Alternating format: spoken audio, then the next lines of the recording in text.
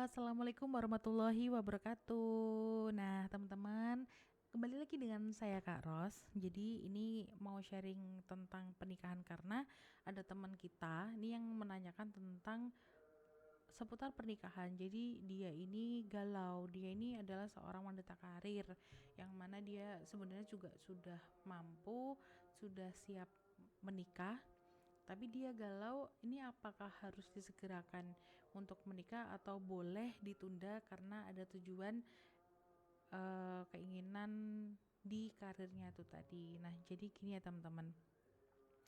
Menikah itu seperti halnya haji. Jadi orang yang boleh menikah itu orang-orang yang dirasa mampu dan siap. Tapi kalau orang itu masih belajar, sedang membangun sebuah mungkin bisnis, meniti karir, nah itu kayak ya memang masih sunnah karena ada hal yang harus dia selesaikan. Loh, bukannya menyegerakan menikah itu baik, itu bagus ya, dan itu sunnah ya. Nah, ini yang bisa menjadi salah pemahaman. Jadi kayak kalau mungkin bahasa Jawanya intinya jangan digebyah uyah, nikah itu sunnah, jangan di apa ya, kalau bahasanya tuh jangan di apa ya, digebyokin gitu loh. Kalau nikah itu sunnah makanya harus segerakan, jadi baiknya kamu segera menikah aja dan sebagainya dan bla bla bla bla. Itu memang baik, tapi kita juga harus tahu setelah menikah apa yang harus dihadapi. Jadi bukan semata-mata menikah uh, cerita seperti di negeri dongeng, karena sejatinya menikah itu kita menaiki fase selanjutnya, fase berikutnya yang pasti ya leveling up. Jadi kalau kita naik level itu kan pasti kita karena sudah melewati ujian-ujian di sebelumnya.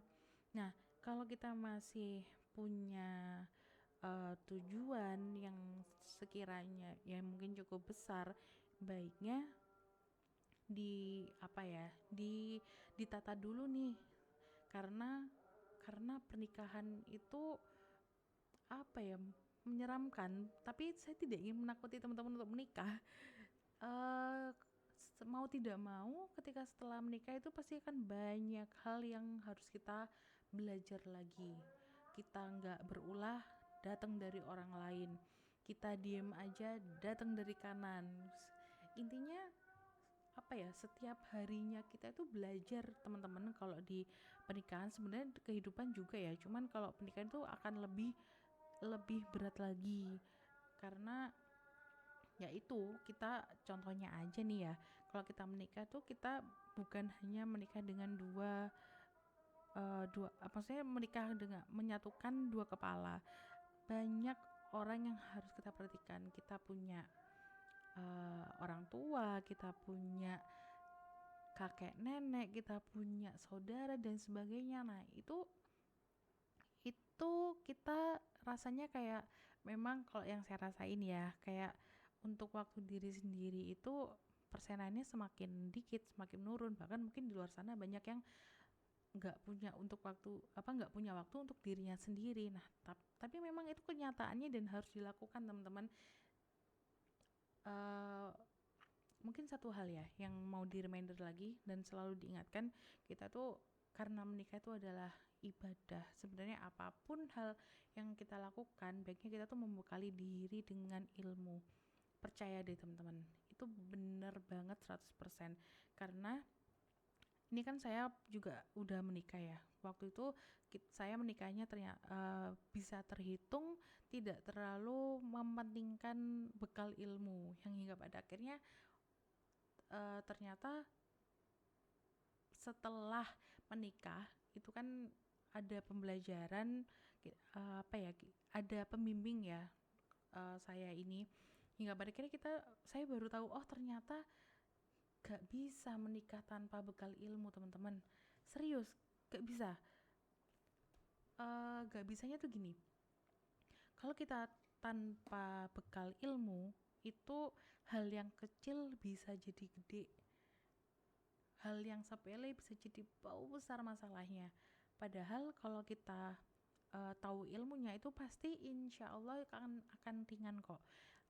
Pernah nggak sih ngerasain ujiannya berat tapi enteng kok dijalanin, gimana ya bahasanya, uh, ujiannya tuh berat tapi it's okay, nggak apa-apa, dijalanin, dihadapin.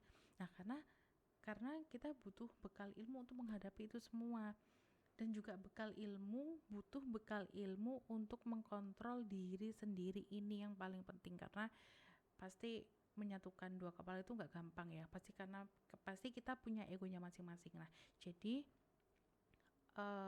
dalam hal ini, pada intinya kita butuh bekal ilmu sebelum menikah dan setelah menikah, seperti itu. Jadi bahkan untuk teman kita tadi yang bertanya, itu pun alhamdulillah dia ada usaha untuk mencari sebuah jawaban dengan belajar. Itu mengajukan pertanyaan itu adalah salah satu cara untuk dia belajar lebih lagi, kayak gitu teman-teman ya.